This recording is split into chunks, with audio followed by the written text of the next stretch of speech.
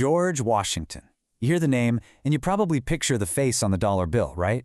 He feels more like a monument than a man. But behind that myth, there was a real person, full of ambition, moments of doubt, and some pretty deep contradictions. So that's what we're going to do here. We're going to peel back the legend and try to find the actual complex human being who literally shaped a nation.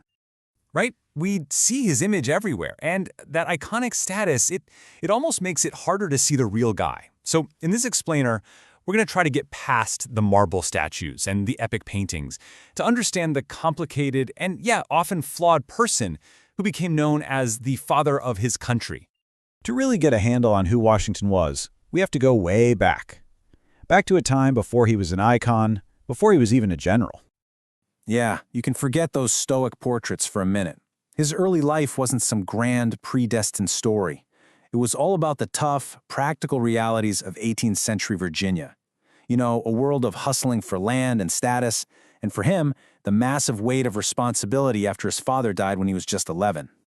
This timeline right here, it basically tells you everything you need to know about his early life. At just 11 years old, he inherits land and, with it, becomes a slaveholder. By 17, he's a professional surveyor, literally drawing the map for the future of the colony. And by 20, he's a military officer. Land, responsibility, the military. For young Washington, these were the pillars of his entire world. And that drive, that ambition, was about to be put to the ultimate test.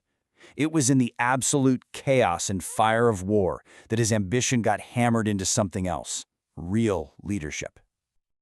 You know, you'd think his military career kicked off with some brilliant victory, right? Not exactly. His first taste of command as a young major wasn't just some small frontier skirmish. Nope. His blunders in the Ohio Valley actually helped light the fuse on a global war between the British and French empires. Talk about a rough start. And this right here shows you his incredible learning curve. I mean, he starts with a total disaster at Fort Necessity. He's forced to surrender, and because he couldn't read French, he accidentally signs a confession to an assassination. Can you imagine the humiliation? But just 1 year later, in the Braddock expedition, he's a completely different person. He's the hero, having 2 horseshoes shot out from under him while he coolly organizes a retreat.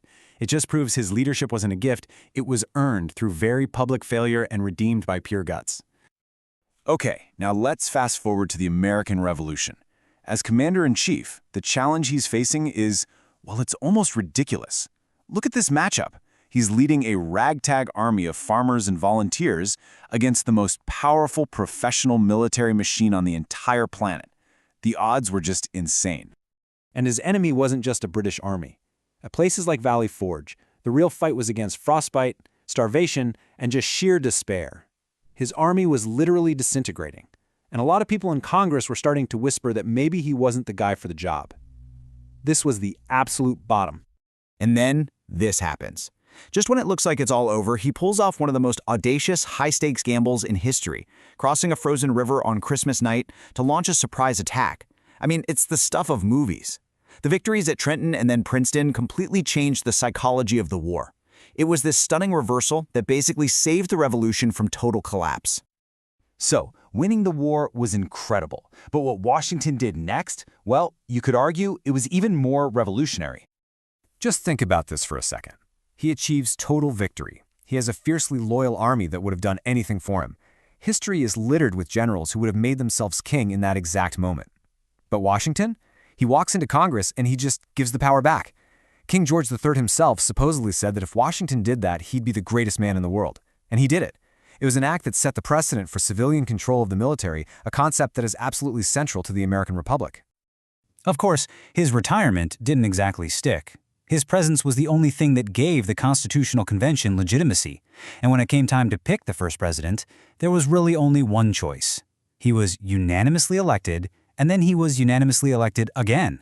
Just think about that. It has never happened since.